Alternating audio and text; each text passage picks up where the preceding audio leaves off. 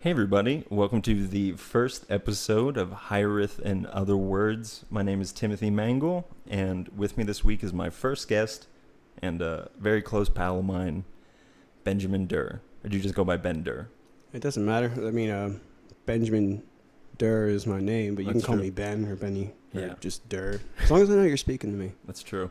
So this is the first one of these things. This is episode 1. I'm really excited to get this going. So the name of the podcast is Hiraeth and Other Words, and I figured that the first podcast, I don't know if I want to do like a topic every week or whatever, but I thought it would be good to just explain what that word means. And Yeah. we had talked about that before, and I think, right? Before like this whole idea came up, or was it Is it Hiraeth or Hiraeth? Hiraeth? I don't know. I'm gonna just keep saying it until somebody corrects me. Do you think it's Hiraeth? I'm not going to be that person. No, it's fine if you want to be. If you want to correct me on episode 1, that'll be great. Is it? I don't know. 'Cause Yeah. I hadn't. I really- actually looked it up one time, and I believe it was Hiraeth because I looked it up like on YouTube, like Googled like how to say this word or Right. whatever. Because I didn't know. Like I didn't look into how to say it, but I did realize it apparently was like an old Irish word. I thought it was oh my gosh, Ukrainian or something. I can't remember now. Oh, this is like the worst introduction to this word. But what it means is to be homesick for a place that you've never been before. Yeah. And I feel like that really is the idea of the spiritual journey, that it looks something like that.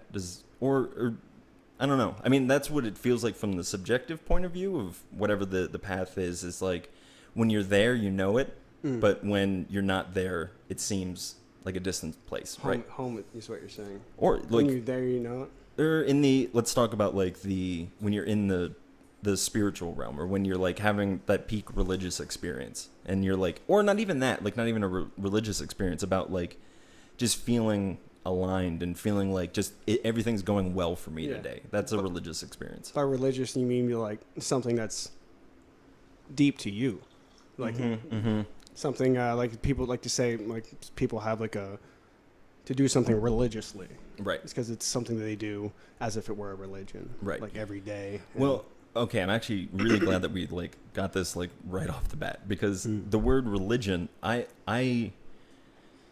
so when I was like going to Pentecostal churches and evangelical churches, the word religion was kind of bad because it had the connotation of like, you know, like you got to go to church, you got to do these things, and they were more about like, it's about relationship, and so it was a different perspective. But I remember hearing a sermon where the pastor said, the word religion means to religios. That's where it comes from, and that ligios means limb, so it means to re-limb. So it's to reattach to that original source. I did So not know that. That's really interesting. Yeah, so then when you think about religion through that context and think about these things that rise up or just yearnings from people that are trying to connect to the deepest parts of themselves, right? So that's Yeah. what religions are. I guess that would make sense because to connect to like the deepest part of yourself is to, in most religions, that's where you find whatever you want to put to the word. right. But that's Buddha, where you find Christ, that's where God. you find God. Right, yeah, Right. is the deepest, which is also like the highest part of yourself, right? Well, to relate it back to what we were talking about earlier, I feel like sometimes people go through something like a religion or some like deep personal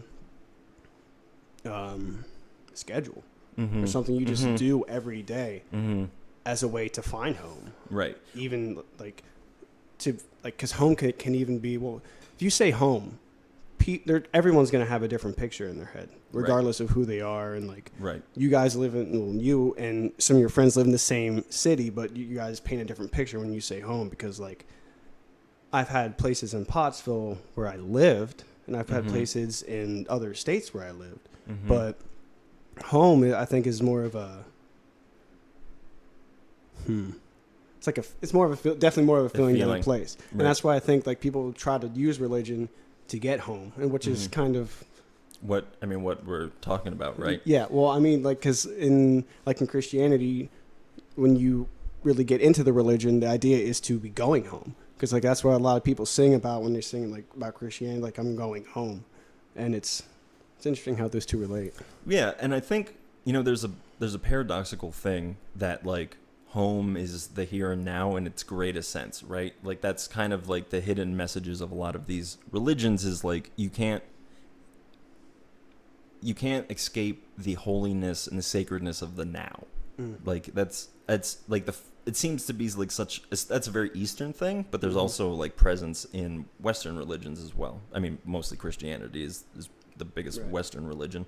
Yeah, as opposed to like longing for the end of this so you can be with your Savior, instead of, appreciating what you've been given. And I do think there is like something to looking down the line and like being hopeful and like, and understanding that the trajectory of the universe is benevolent.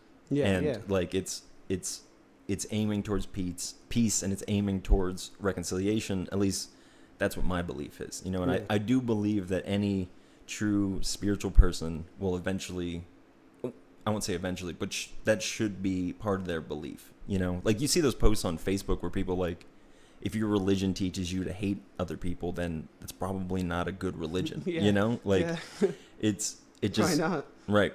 Well, and that's the idea of like reconnecting, right? And like, does pushing away somebody make you better and like make you more whole? And well, that's the thing. Like some people get I know some people. I've been there myself. I mean, we all have, where you get for some reason, there's some like situations where you'll just write it off as insignificant, but then you have to take yourself back a step and realize like, well, maybe I've been in this situation before myself, and maybe I shouldn't be so judgmental right away, because who am I to judge? But just like everybody else, Right. Yeah. It's this thing that we're stuck in is, I mean, it's the overcoming of the mind to some degree of not being, there's that old saying that the mind is a wonderful tool, but a terrible master.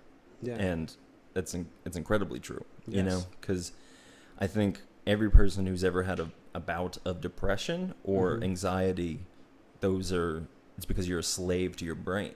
And I understand how hard it is to turn those off. Like, I'm not exempt from feeling those struggles. Right. But you're human. Right. Yeah, but exactly. That's also no excuse. Right. Because, but you're also divine, right? So, exactly.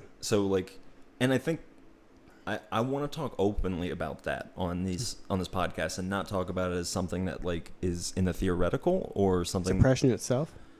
No, about our own divinity. Oh, okay. Yeah. Because I think it's kind of like a hush-hush thing, or people don't understand what that means, and that's something that I do want to, because I do believe it's connected to the idea of, home, because it is, I think every person has had that moment in their life where they are completely content, and they are completely satisfied and overcome with joy, and it's just presence and presence and presence, and love and yes and yes and yes.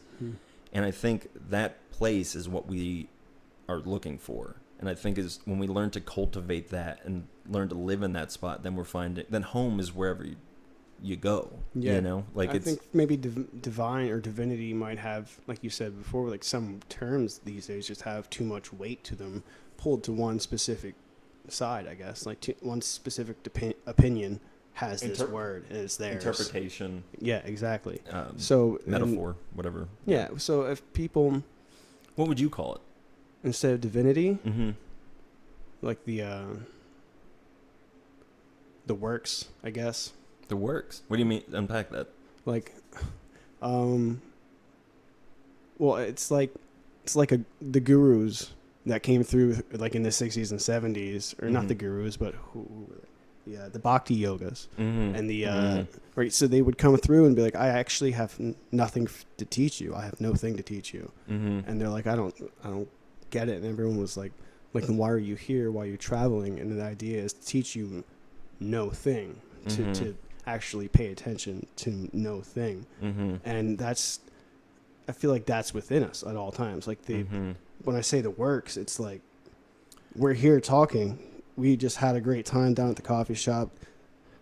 There was a gig, but at the same time, we are the same neurotic people who will sit alone on our couches at home and just get depressed for no reason. Right. So we are the works. We are God, whatever you attach that to. We are the depression. We are the devil. We are like, look what we do to the world. Sometimes you can convince yourself, are we the devil, and is everything else heavenly, and we're just kind of Yeah. you know, wreaking havoc on everything. We're allowing that negativity to come through us, to exist through us. And I think, you know, we get attached to the negativity and the pain for, you know, whatever reasons that we do. Because, well, I mean, I know why depression and anxiety exist, because they're signals from your brain telling you that something's wrong and you need to fix whatever it is, you know, like, and obviously I'm not trying to say that like depression can be cured through changing things in your life. Right. I think there's inner work that needs to be done, and I don't even know because I have bouts of depression that and like depression itself isn't wrong. Right, absolutely. That's what I'm trying to say, is that it's actually it exists in your brain as a sign. It's not supposed to be something that like bogs you down and says like you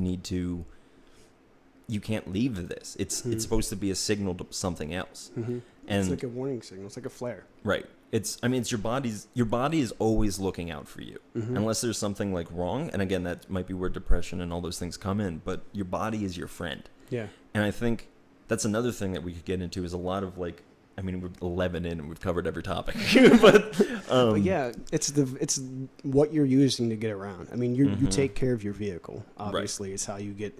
You should at least. Right. Right. Yeah. You're changing your oil, Timmy. I don't have a car. You're wiping your gas cap.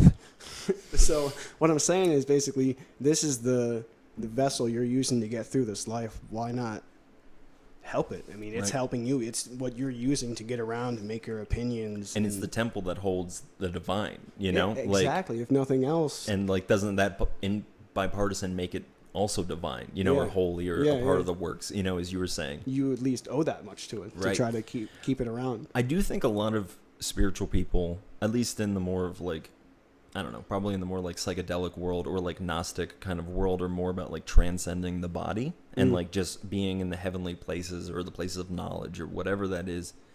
But I think, and this is me being trained as a Christian, is that there's an importance of the body, right? Like God became flesh. Like there's the whole message of Christianity is the idea of the incarnation, is, you know, God becoming flesh, and the realization that isn't just the one-time thing in Jesus, but it's an every baby born that, you know, is. And I heard somebody say this is, you know, like when you think about these religious stories, somehow in our society we've made it about whether or not they're factually true. And that doesn't matter, because regardless of whether you're hearing a story about Buddha or Jesus or Muhammad, those are all words and they're just stories going through your head, same as like, you know, any historical figure that has ever existed. You're hearing stories, and you're allowing those stories to change you and bring out the divinity within you and the higher parts of you. Right. Yeah. And, I think I lost it where I was going with. Well, I think some people they treat those type of figures like almost like celebrities. Like if they're willing to hear this type of story. Well, because they mean so much to them. Exactly, but not in that sense. But like they won't take it to heart so much, because like, oh sweet, I just watched this awesome movie or read this religious book, and I have this rush of emotion afterwards, and I don't know what to do with it. I'm passionate. I want to go maybe work on the things I'm passionate about. This movie did this to me, but it'll fizzle out if you don't connect to wherever it is that made you feel that. Right. So I feel like some people dip their toes in different theories and religions, and that's what keeps them kind of on this like seesaw of emotions of whether or not they have purpose, because they don't have something to, you know, belong to or have a reason to continue. And that's what can really get people down sometimes when they're not. Yeah, I mean, I think the more I think about it, I think purpose or meaning is the most important thing that a human being can have. Yeah.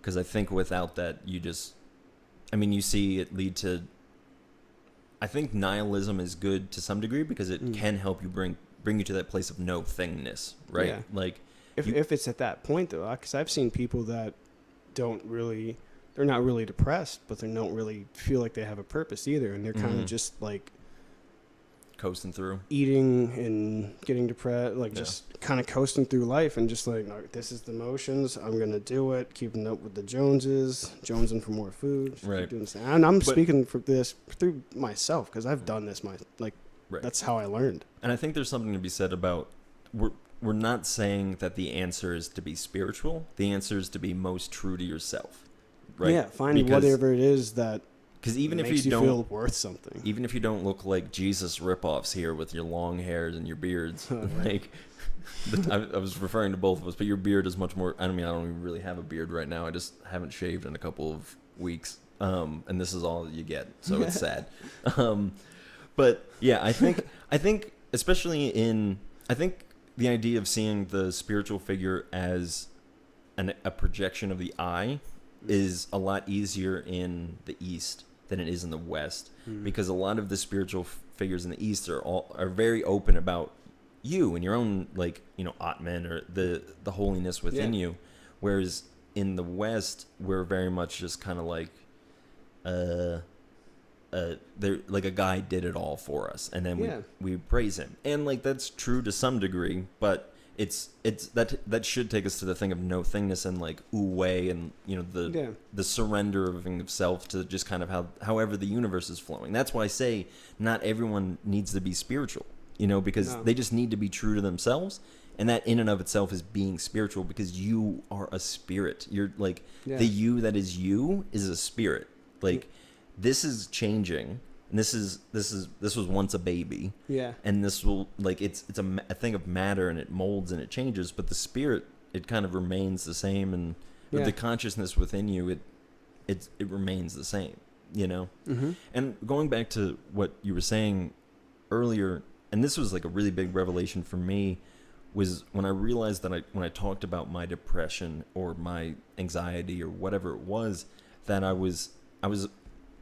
I didn't realize it. I don't think most people realize it. Is that you're making two affirmations there instead of one. I think most people think that you're making a single affirmation, but what I mean by that is that you're saying I am experiencing sadness. So there's this I that exists, and then there's a phenomena that the I participates with. Okay. And so there's two realities there that's being affirmed. There's the I-ness, and there's the sadness. Do you understand what I mean? There's the I that is you, and then there's that's observing it. Yeah, and then there's the you that's observing it as well. Right, and I think so many people think that they are their sadness, and it's like no, you're the observer of sadness, and all of it's it's not just being like I'm sad, but it's feeling the weight of depression.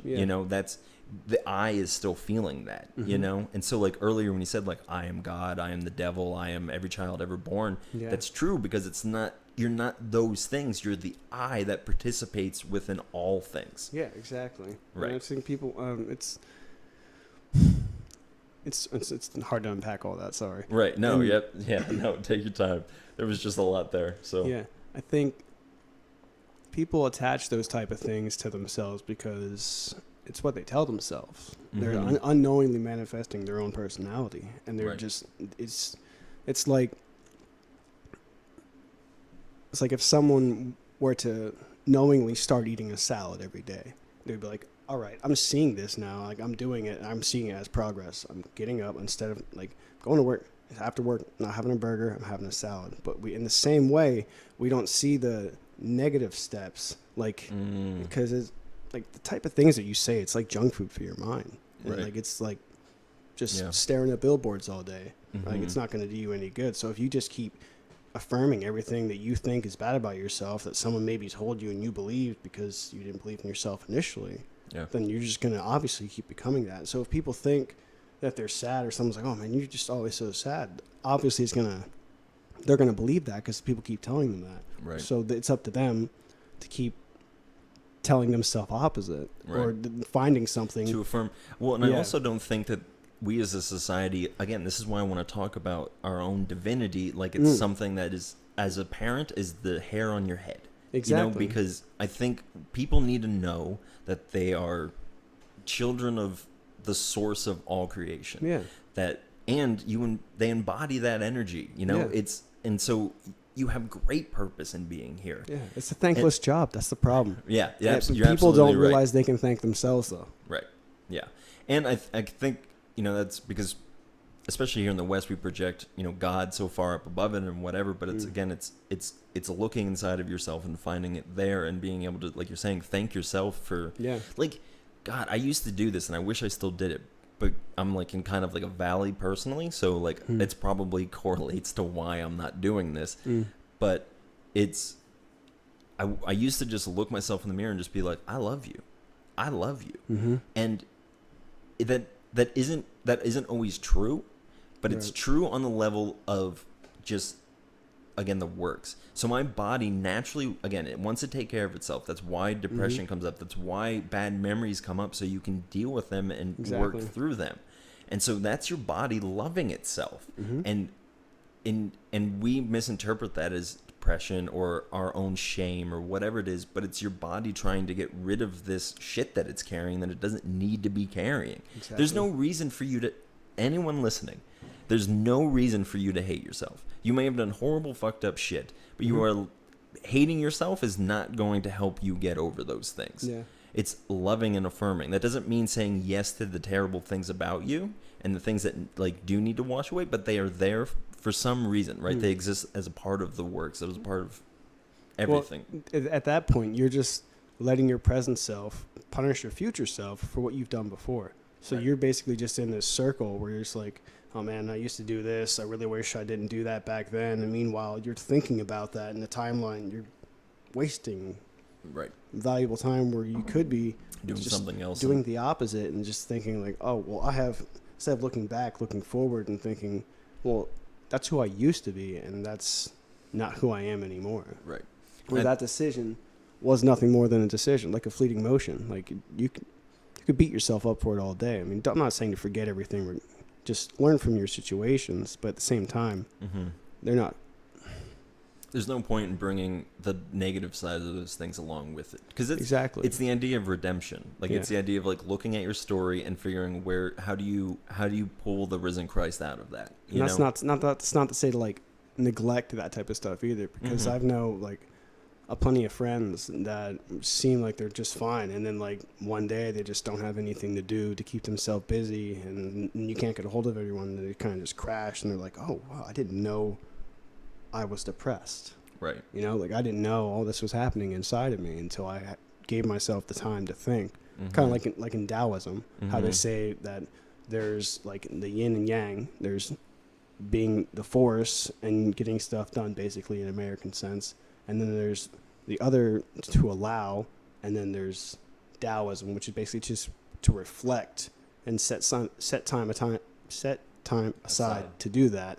And I think we in this type of you need to progress. This isn't enough type of society. It's difficult, and yet here we are, ironically talking about progressing ourselves. Right. Well, something I was gonna say about that was that the idea of progress.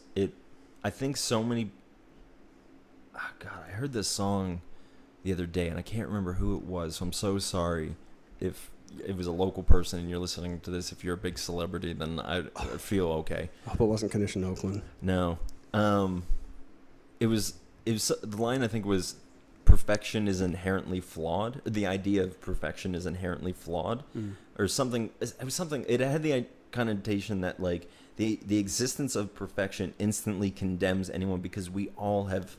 We've all fallen short of the glory of God, to quote the good book. But we've all like made mistakes, and that doesn't mean that our divinity is like being taken away from us, or that it whatever. It means that like that you need to understand that those things are part of the whole as well. They're part of the works. It's the black part in the white. Yeah, there's no such thing that is perfection. Right. Yeah. Right. And that's also, to quote another line, like, "Give me trees green, not gold, because who wants perfection? There's no room to grow." Right. And I think, God, okay, to quote one of my own songs, and dude, so when I moved out to Oregon, I moved out with this thesis of like, what is God? These are good lyrics. And hold on, I'll get to that. And there's this quote in the Bible that says everything that you need, I'm like paraphrasing, everything you need to know about God, you can see from nature. And I love that. Yeah. And so that was, I had this line in a song that was, it's nature says to grow if it says anything. Oh, that is pretty. Yeah. And I always appreciated that, because again, it reflects that idea of death and resurrection, right? Well, it does. If you've ever been into a forest or anything like that, that's all you see is things just constantly trying to feed, mate, and survive and Right. grow and grow Right. and grow and grow. And maybe that's why, as humans, it's difficult for us to find a purpose, because our minds are kind of beyond the just mate, Right. eat. We have these higher issues of morality, Mm. philosophy, theology, you Yeah. know, like all these things. We're burdened with them because they're implied by the conditions of our life, Mhm. that we have to have answers to these questions, at least, because even, you know, atheists, they have an answer to the question. They Yeah. needed to, the question burned within them, and like they needed to answer it. I've been there. Yeah, and me too. Like, I used to, when I went over to Taiwan for 5 years, did a bunch of my missions work over there. I can talk about that.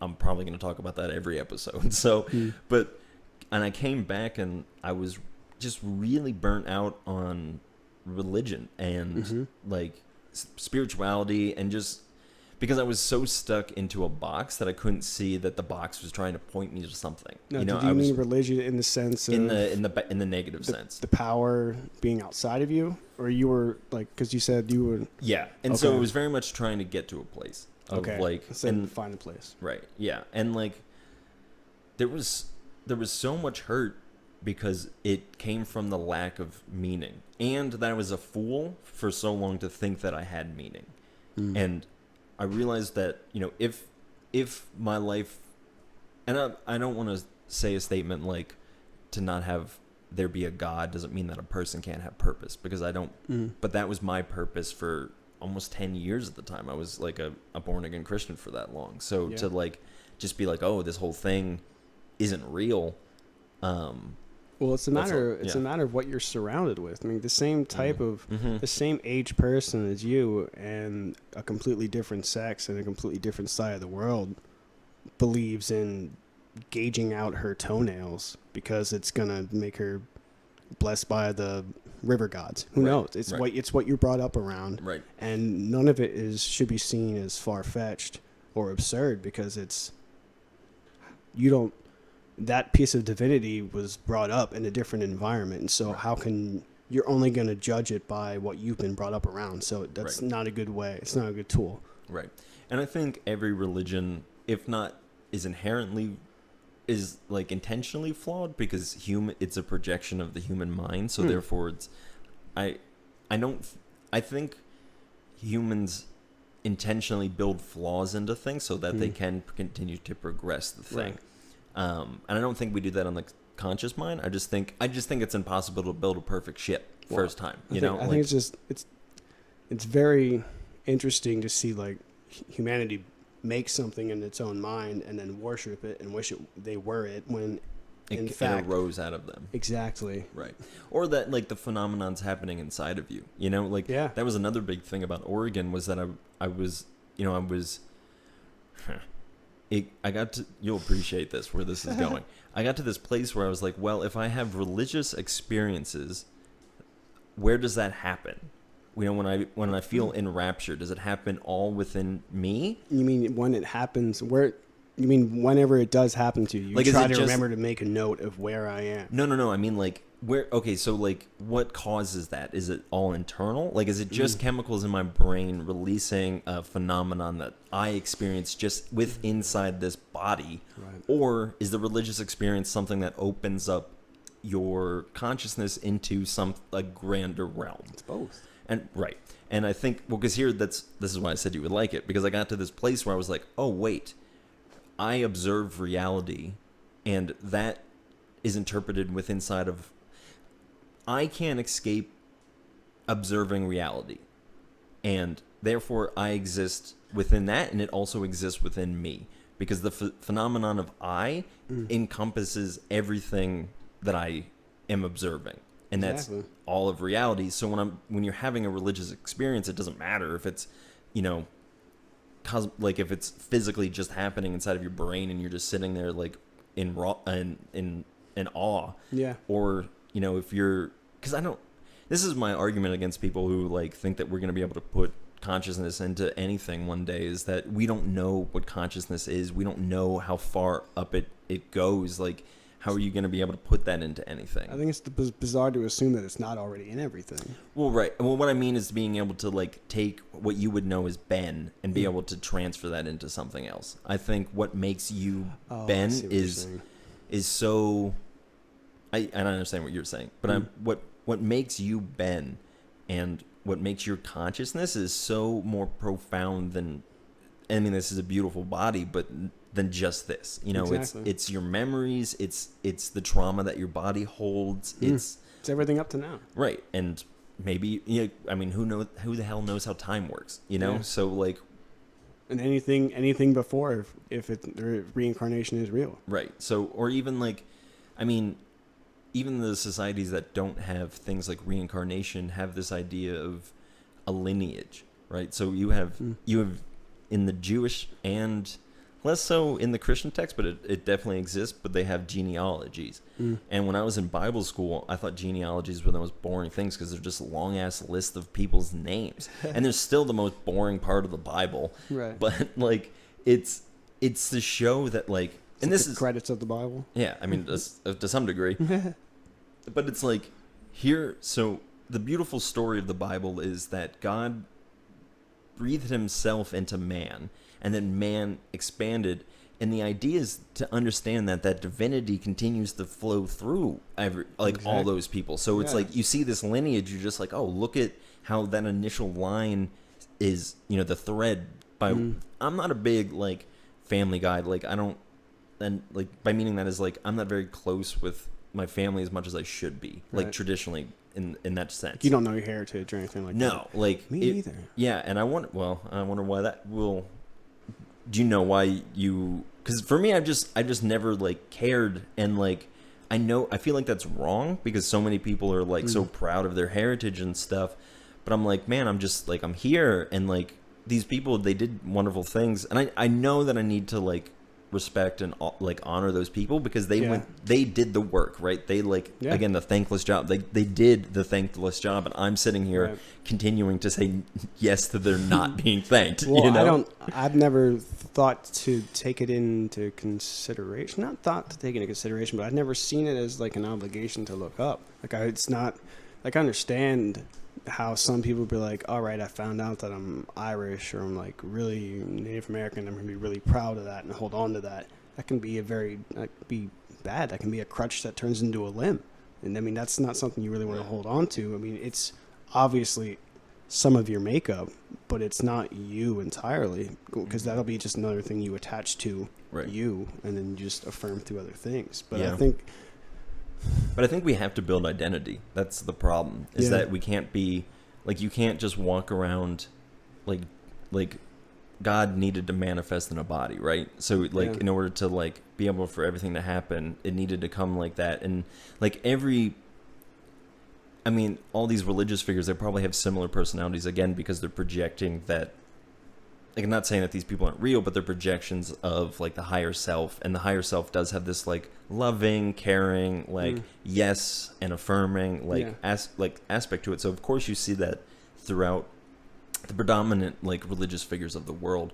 Yeah. But like, you know, Jesus and Buddha, they had personalities, and they probably had things that they didn't like because of, you know, being brought up, and those are things that they had to overcome. And there's even like stories in the Bible where you see Jesus and you're like a little bit like, was that the right thing to do there, Jesus? And and like, is Jesus learning as well, you know? And like, even like being enlightened is part of that continuing to learn, you know? Like, I think people think that you just get enlightened and you know everything, but I think enlightenment is learning to see the light within all things. Yeah, you know, I think enlightenment is to know that you don't know everything. Right. Well, because you're, who are you, you know? Like, exactly.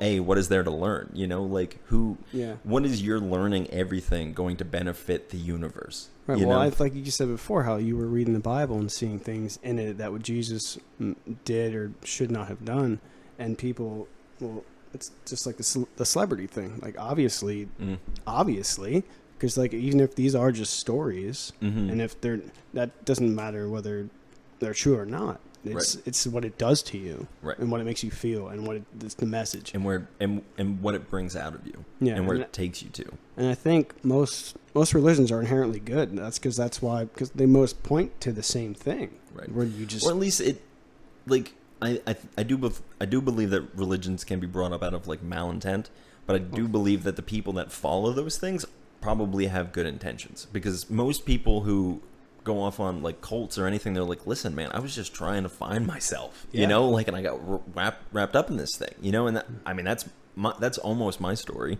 That it was like I was just a young kid who like needed meaning outside of his life, and I had that, and I found purpose in it. I found a means by which to be the best version of myself. Yeah, that's the problem. Vulnerability is it's very profitable, but at the same time, it's like the most attractive thing about a person. Okay, well, when did you feel like you started on this path? Like the spiritual path? And don't give me the bullshit hippie answer of like, I've always been on this path. No, I didn't know from birth. Let's see. Well, I have to unpack my Do whatever you gotta do, buddy. history in my noodle right quick. Sure, I think no problem. it's probably around like 26, 27, something like that. Really? So you haven't? What are you now? 30. Right? Yeah. I forgot we're a month apart. Yeah. And this is When's your birthday? Yeah, I forgot. Yeah. That's a fun inside joke between Ben and I. I found. Well, Really? So not that long? No, I could give you the. All right, I'll give you the cookie cutter. No, give me as much. I mean, we got as much time as. So basically, I was in a metal band for a while, and then I wasn't really looking in. Like I dabbled in meditating since I was a teenager, just because it was just, I don't know, it was interesting to. What did that look like? What did you do? Like, what was your meditative practice? It's a bunch of different things, really. At first, it was me just sitting in a field by myself, or usually, to be honest, in the woods, just with my back against a tree, just eating some snacks, and then to just eventually just sit there and start thinking about a bunch of different stuff. And I remember having an argument with one of my cousins when I was like, I don't know, 17, maybe 16, and I think he was just in the throes of like living with this church, and he just needed a place to stay in an apartment, and they just helped him. And just gave him a place to stay. I was like, that's amazing. Because, like, I couldn't be there for him. I mean, I was 16, 17 years old and figuring my own stuff out. Right. And I was trying to, like, explain to him. I'm like, dude, I've been doing this thing. And I don't know what it is, but it feels really good. And you should check it out. And I thought maybe he thought, I was talking about something else. Yeah. But he's like, no. I was like, no, it's meditation. He's like, that's that thing where you think about nothing? I'm like, in a sense. Yeah, and that's kind of what you want. You want to just witness what's around. He's like, there's no way to think about nothing. I'm like, well, see, that's where people get that wrong, is that you don't think about nothing, is that you just let your thoughts go. Exactly. And like then things that, like we said earlier, things that need the service will surface. And the idea is to not let them attack you. Right. You pick them apart instead of letting them decide what you are. You decide what they are to you. And saying, I think there's something that's really important about saying that you are safe in your head. Like to some degree, and very dangerous too. But absolutely. But what I mean by that is that you're allowed to have discourse within your head. You're allowed to have like conversations. You're allowed to process things, and you're allowed to not always be morally correct in your head. Of course, because anything you let out into the world, you allow the world to do. Anything that you do yourself, you say, well, if I'm doing this, everyone else should be able to do this. Right. So, best keep any malintent in your head. It's not, nobody doesn't have that type of thought. I mean, that's like, as a writer, you kind of have to put your head in a whole bunch of different weird scenarios. Yeah. Like, especially if you're just trying to find yourself as a writer, because then you don't know what you want to do. Fantasy, you want to be like Edgar Allan Poe and just be morbid and depressed and be like the first emo kid before it was an emo kid. Yeah. Or do you want to be like fleeting, like Robert Frost, or do you want to be like do a lot of imagery like Plath? Yeah. It's finding who you are, and I think that's, people don't realize they're writing like in their head, like they're actually writing their own life, but they're not. It's hard to articulate it. Yeah, it's hard to be that in someone's head when they're like in the throes of depression. Right. Well, yeah, and like it's so hard to. It's just so hard to pull yourself up out of it. Yeah. Like, and especially like, because I know, and I'm sure you can relate to this, and I'm pretty sure any person can. But like, being like, you start your day off good, and then like one thing happens, and you're just like, all right, I can handle this. You know, I'm not gonna lose it over this, and like you just kind of keep going, and then another thing happens, and you're like, all right, like, of course. and then like, if you don't stay on top of that, then like it's the tidal wave's just gonna come and wash you away. And I the only way I know how to do that is honestly like just stopping and allowing, and like even just laughing at it, and just like being just. The problem is that we don't live in a society that champions productive stops, and that it's like, listen, man, like when you're overwhelmed, you're over, like, listen to the word that I'm saying, overwhelmed. Like, you can't handle it, so you need to stop. That's what, like, again, your body's your friend. So when it's saying to you, I'm overwhelmed, that means stop. Right. You know, like, it's, you're not. That can happen at any time. Right, and absolutely. At the beginning of the day, stub your toe. Right. That could be, but the problem, I think, the best thing to do, at least what I found, is to wake up at the beginning of the day and remember, like, a day that has happened. Where, like, all right, I woke up, like, last week, and obviously I forgot to go get groceries, so I had to skip on breakfast. I was grumpy by lunch. I got the lunch. I actually didn't bring my lunch to work because I was upset I didn't have stuff for breakfast. Think about that, but then as the day's going on, notice the things that are going right. I think that's the problem. Like, it's like when you go on a family vacation, you'll always remember what goes wrong, right? Because it's the funniest and it's the most memorable thing. But we have trouble. Well, not even always the funniest. It's the most the most prevalent thing in your head. Exactly. Well, there's been studies done that show that your brain instantly sticks to negativity, whereas positive thoughts you need to contemplate and absorb and or like take in, or else they won't implant in your brain. Right. So that's actually like physically true, that if you go on a vacation and if you don't take the conscious time to soak in your moments, that's why when people go on vacations, the only thing they like remember positive is like either like a drunken or like drug fueled experience, which is like a whole other thing, or like a sunset, because they're like stopping and soaking it in. Exactly. And I think there's something to be said about, like, and this might be one of the most hippiest things I've ever said, but like every moment is a sunset. Like every moment is incredibly beautiful. It's a mitzvah. Live your life on vacation. Right. Life is the best guru you're ever going to find. Right. Well, yeah. What's that saying? The guru is the one who looks out from your eyes. So no one knows what you need more than you know, and like it might take like verbally processing that. And that's why like a good therapist doesn't tell you what's wrong. They sit with you and allow you to figure it out. Right. Because if I tell you everything that's wrong with your life and you tell me, then we're just going to be like, yeah, I know. Well, Shut up. Like, I don't want to deal with it. Aren't you going to help me? Right. Well, ain't that why I'm paying you? Yeah. And obviously I think I've had terrible experiences with like counseling and stuff like that, but I know that I should be in like therapy and like probably like psychoanalytical therapy or whatever. But at a younger age, I thought the same. I thought maybe I had ADD or ADHD, but at the same time, like I grew up pretty broke, so like to be asking for medical help in any way just seemed like a burden, and you taught yourself not to be a burden in a certain type of household. So at that age, I realized, well, I'm just going to stick to myself. I'm going to spend my entire childhood in the woods, like fishing and stuff. And that's when, like I said, I found meditation about 16, 17. Yeah, maybe we can get back to that. Yeah, but yeah. So there was a gap in there where you just kind of, you didn't just take dabbling. it like, okay, just dabbling. Because 16 to 20, what did I say, 627? What do you think was at the forefront of my head at that age? I'm a young man. Right. Obviously, fast cars. That's right. Yeah, no, I'm just kidding. You do love your fast cars. I'm not a car man. I don't look. Do I look like a transformer to you? No, you look like a normal looking man, and I appreciate you for being a normal looking man. A car guy. But yeah, I guess the spiritual journey started for me around like 26, 27, and what it meant to me was, I know a lot of people that have a similar background as me, not in like a field or anything, but in relation to, I guess, like how their childhood went along and how they experienced it and everything like that. And it's interesting to see so many of the same type of, I don't know, like a download.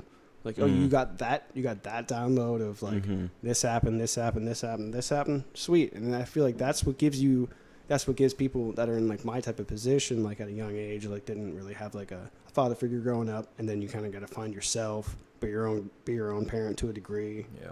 And then, so I find people like that have a sense of longing, because in that type of environment, it's hard to feel like there's a home.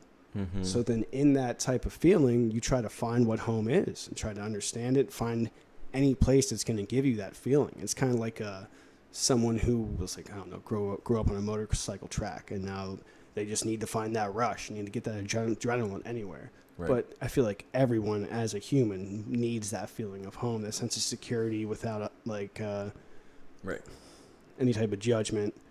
But you can find that within yourself. And that's why I feel like the spiritual journey is so obvious. Not that everyone should have to do it, but by spiritual journey, I mean not spiritual at all, not religious, not it's just not asking anyone for any sort of acceptance, not needing someone else to approve what you're doing for yourself. It's just the spiritual journey to me is being okay with who you are right now, especially in this type of society where it's improve, grow. And if you appreciate who you are right now, you won't burden yourself with who you aren't. Therefore, you'll be a lot more calm and in the moment, and you'll be able to grow. Right, so because you'll be able to see a little bit more clearly as to how to get through things. And it's a paradox. Right. And I think, because, like, again, we talked about that idea of, like, you know, the social pressure that arises because each individual feels that urge to be forward progressing, so we make that a societal thing that we as a society need to progress, and we do, but the burden then falls onto this weird, the ego gets involved. You're very right. It's like that's when you can come up with a conversation, how you been, Timmy? What have you been up to? Right. Well, you get a new job. That's cool. Nice. You got a new car, too. Oh, that's really nice. Yeah, I mean, you just list off the things of, like, I've been doing this. And or like, you, like, a lot of my friends will mention, like, oh, I've been smoking a lot less cigarettes. Like, and it's, and at the same time, you can't burn someone at both ends. You can't be like, this is their time. Like, everyone gets anxious in public. I don't care who you are. To some degree, you're mapping out what you're saying. That way, either you don't offend someone else, or you don't offend yourself. Right. And it's like, it's bizarre. Yeah. It's a weird place to be. But okay, so I don't think I ever really nailed down this point that I was trying to make earlier with, like, let's get it. Like with perfection, or like even the idea of improvement, is that anyone who's like, I need to make myself better, instantly thinks of the person that they should be. And then they're like, well, fuck, I don't know how to get there. You know, like, it's like taking this, just, do you know how to, like, clean up your room or your car or whatever it is? Like, can you show up to your job a little bit earlier today? Like, tomorrow, whatever, just do one thing, one tiny thing to make your life a little bit better. And then just do that a bunch on all over the place. Yeah. Just small, tiny, practical things. You know, like, I think sometimes when people think, like, I need to make myself better, it's like, well, I need to have a better job. I need to be healthier. I need to be slimmer or heavier. Like, regardless of whatever it is, I need to be in a relationship. I need to whatever. Buy a house. I need to buy a house. Like, and those are all, you know, they can be good things. I can't remember everything I listed off, so, like, I don't want to say those are good things, and then, like, in the playback, I'm like murdering people. It can be a good thing. Who are you murdering? Right. Well, no. Well. That's. I don't want to. Now I feel like we're getting forced into it by the tide. No. Okay, so what you were saying is, well, just that I think there's something important about just taking the tiny steps, you know, and understanding that, like, listen, man, like,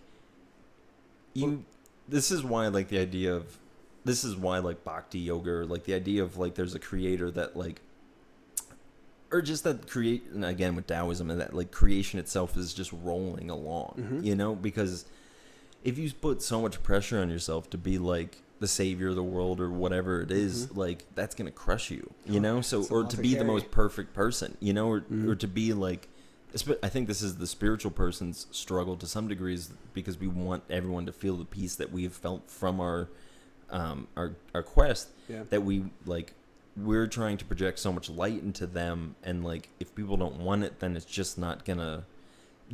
You can't be everyone's savior, you know. Yeah, but if they don't accept it, or if they don't want it, it's Right. still not wasted, because you're witnessing it yourself. Right. If you can, it's like you said earlier with like keeping that, just doing that one thing a day. Mhm. It's the same thing. It's like making a good eating habit. Right. So if you do it, it's making any good habit. I tried to explain to my one friend the other day about working out. Or just doing anything. And I'm like, when you get to that point in a cycle when you're starting something out and you're like, I've gotten this far, I deserve a break. I think I'm going to take a break. Don't. And when it gets too hard, don't stop. Because then after a while, the thing that you're doing that feels weird and out of place, when you don't do it, it'll feel out of place not to do it. Right. It's like if every day you started looking yourself in the mirror and saying, I love you every day, you will, after a while, if you skip it, you'll realize oh wow, that's really going to affect my day, because that's something that I did every morning. Right. And now it's. Well, and I think, I just again want to say this is that I think people need the approval to be able to say that to themselves. Hey, everybody, listen right now. You can love yourself. Yeah, you are allowed to love yourself. There's nothing wrong with that. You are more than welcome to affirm the good things about you, because they are the good things about you. Because you fucking affirm the terrible things about you, so why would you not affirm the great things about you? Exactly. And you just have to look. And I get so bogged down by people that are like, I just suck. And it's well, yeah, because that's all you're just saying that you are. Yeah. You're affirming that about yourself. That's not true. But if you continue to make that your reality, then it just is going to be your reality, because the only contribution you're going to be able to give into any conversation is I suck. Yeah. And that's just get out of here, man. What are you doing for everyone else then at that point? Because I used to be that type of person when I was younger. I'd be like, man, I get it.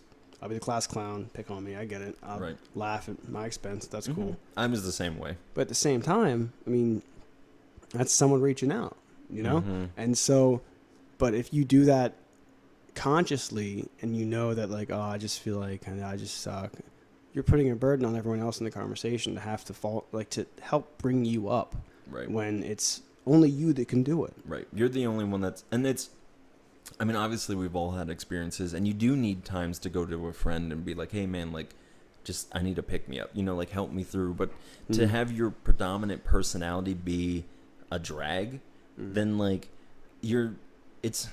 don't want to ostracize anyone and be like, get out of here, and we want to affirm that person, but it's you have to understand that it's a lie that's not just hurting you. Exactly. It's a lie that's hurting everyone around you, because you especially when a friend says it, because I'm like, what the fuck, man, I'm your friend. To say that you suck, I'm just it would be the same to literally, if I said I suck, it would be like, Ben, you have terrible choice in friends. Right. And why would I say that to you? Because I would like that to not be true, because I enjoy your friendship so much, and I would assume that you enjoy it back, because I don't put this burden on you to be the with the wind beneath my wings. But it's a I don't know, it's an endless cycle, because then you need to feel like you're a better person, so you stop saying that type of thing. But then how can you change yourself when you're the one who feels that worthless? Right. So then whose shoulders are you going to put it on other than your own to get yourself out of that? But like we said earlier, it's hard. I mean, the bootstraps aren't so strong. Right. And that's why, again, I think it's important to affirm that regardless of your language that you use, God, the universe, whatever, the thing that we are participating in, reality, creation, whatever you want to call it, is running seamlessly, without a flaw. I feel like I said that wrong, but it's running perfectly prior to humans, and it will continue to run perfectly post-humans. Whatever this thing is doing, it's it's fine. Like I think that's whatever, like any religious person, any person that's had like any true like connection with the ultimate source is going to come back and be like, it's okay. Yeah. You guys have no idea how he's got the whole world in his hands, you know, like and I think that's why people love looking out into the Milky Way, into these beautiful galaxies that just transcend our mind, because it's affirming what we know in our soul, that this thing is whatever, even our shit is a part of, like, stars exploding go and feed new life. Yeah. So we don't know what and I'm not condoning any negative or bad thing, but you don't know what that explosion of death inside of you blows off into in a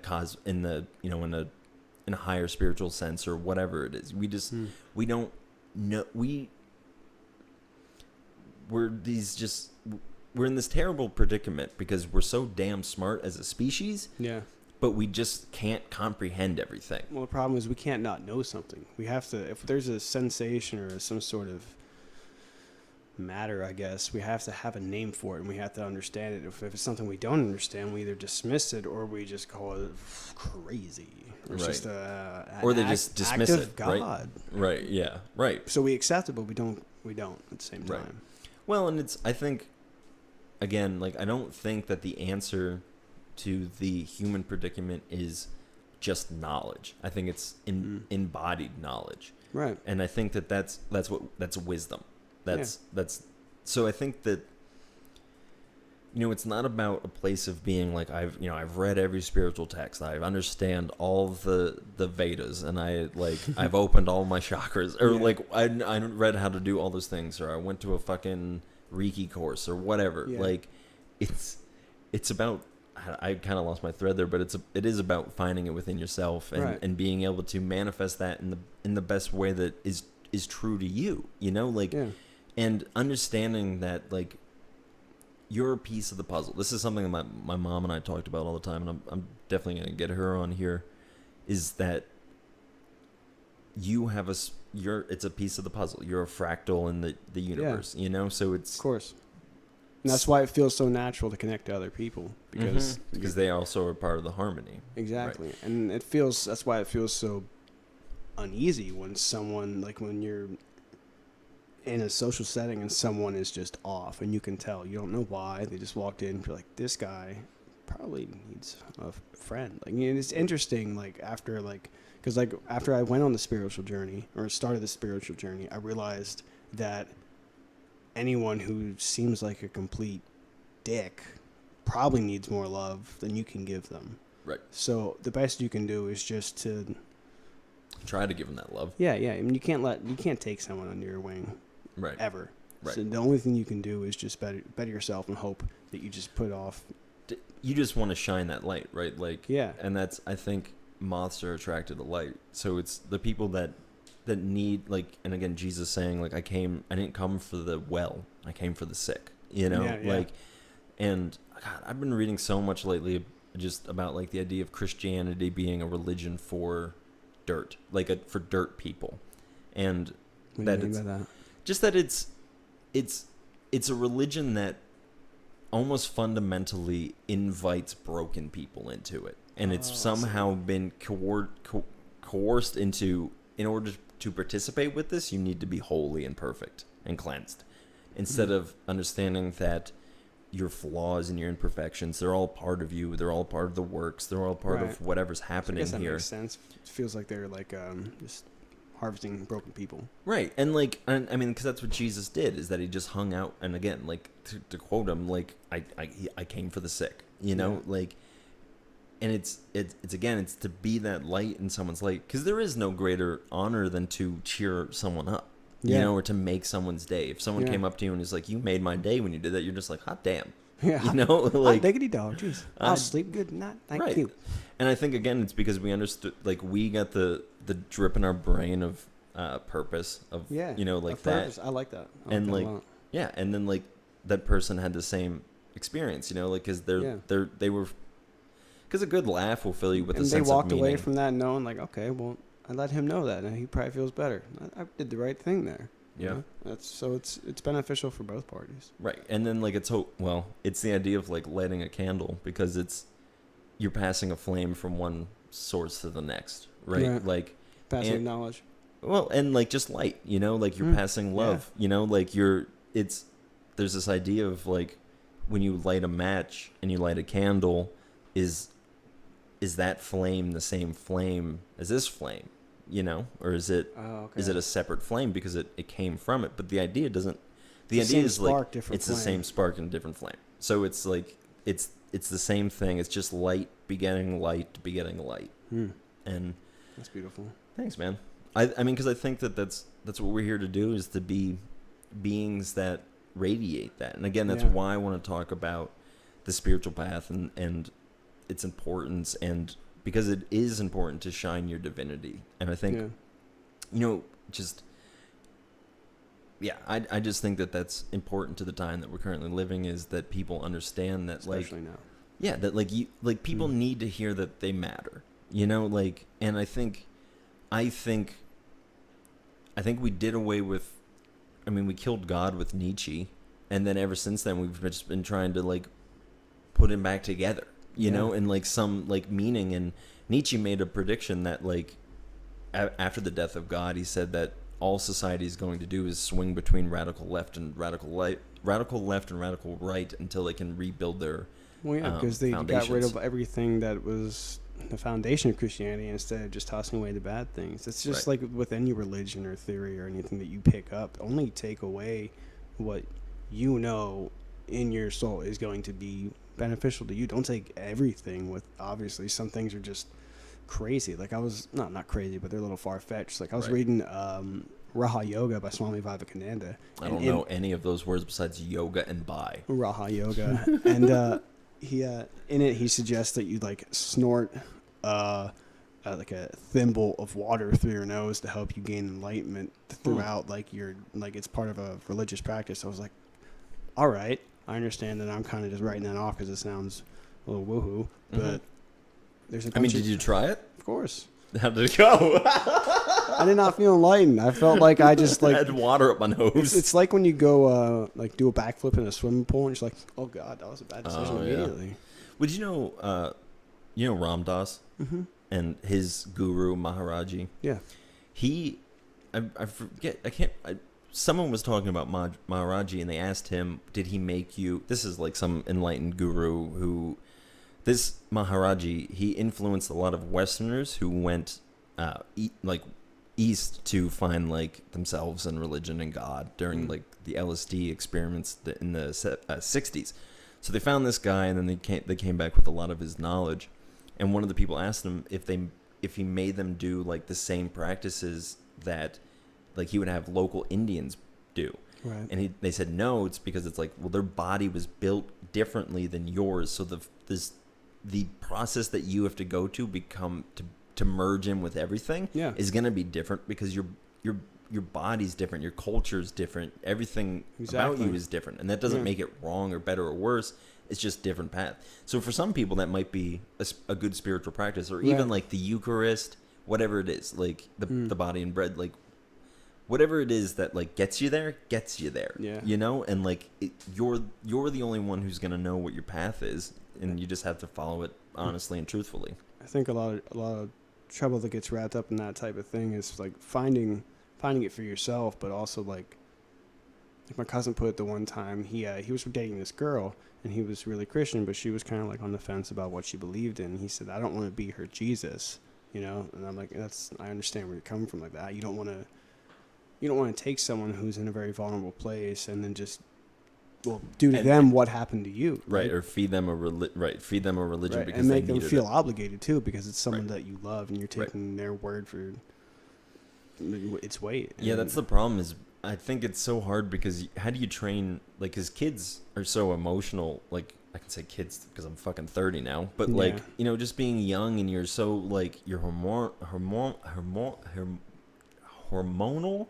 You like just having struggles in school, like whatever it is, like your just life is a fucking mess, and like you haven't been here long enough to figure out what you are even, like, and so how do you explain to a kid? It's like, listen, like you're here for a spiritual quest to kind of figure out like who, your own spot of divinity. And how just do you like, do that? What, like, do you explain that to them so they get a head start? No, I think what my mom didn't. I wasn't raised with any like spiritual practices, but my mom was like an incredibly spiritual person because she's like, he'll just find it, like the light's just gonna come to you if you're a person who like looks for it, and like not every person has to be go and sit under trees in the forest until like they pop in, right. It's just Ram Dass has this great quote of like, there's two people. There's the people that are on the spiritual path and people who don't realize they're on the spiritual path, and that's cool. That's not supposed to be a condescending statement saying that one's right or the other. It's not. No. It's just that, and again, the spiritual path has been so bastardized in that term or whatever. But whatever we're doing here is a holy thing. It's a wonderful thing, and we know that when we're having like meaningful conversations, or like tonight we had a show and a live stream, and it gives us a purpose and a drive forward. And I like I said earlier, I just think that we can't live without that communion. Right. It's that sense of I don't know. I've never not felt welcome. Mm-hmm. Most places, to be honest, like I just make myself at home anywhere I am. Right. But at the same time, like especially I'm around the same, like not even the same. People don't have to be knowingly on their spiritual path to be a person who's at peace. I know plenty of people who. A pleasure to be around, but they're still damned inside. But right. It's. Yeah, and yeah. I mean, I think it's again like it's not for everything. Or it's not for everybody, but it's just it's for everybody. It's just they got to find their own way to do it. I guess that's true. I think and it's like I was thinking more about like. I just always go back to it's like you just got to be the truest version of yourself. And, like, I think everything else, like the metaphors, the myths, the religious whatever that you have to encounter or not encounter, it'll come to it, because they're like... I feel like the what you've gone with this topic here might be the cleanest, I guess that's the best word I can use, the cleanest term to use nowadays is home. Mm-hmm. Find your home. Right. Your home base, your whatever, you're back to that place again, like religios, like exactly. The reconnection to. It's a place where, like, people think like it's like when you're at home alone, like, oh sweet, I can just be the ugliest version of myself. No one's gonna know. I'm not gonna put my makeup on. I'm gonna wear my sweatpants backwards on purpose, just because I can. Because everything is accepted here and everything's okay. I don't have to worry about judgment because I'm here by myself in my home, and you don't have to worry about like someone busted in or something like that. Right. So the question is how do you take that into your everyday life? That mentality of like, I'm here without judgment, I'm welcomed, I am accepted. And obviously there's a lot of like outside forces that like would like tell you that that's not true, and even internal ones. But like, again, that's part of the work, is just learning to overcome those and I think it's about contrast. Yeah, and I mean, we could sit here and talk about like paradox all day, but I feel like we did a good job of like wrapping it back up to the religious thing. So anything else you want to say before we kind of wrap this thing up? I mean, just to touch back on what I said earlier about vulnerability, I think it's a really undersold thing that people really need to realize the benefit of. Because to be vulnerable is like, even just as an artist, especially in our form, to write something down, to feel it, and then just to have your ego checked by everybody. And once it's out there, it's just there's no, because like you said before.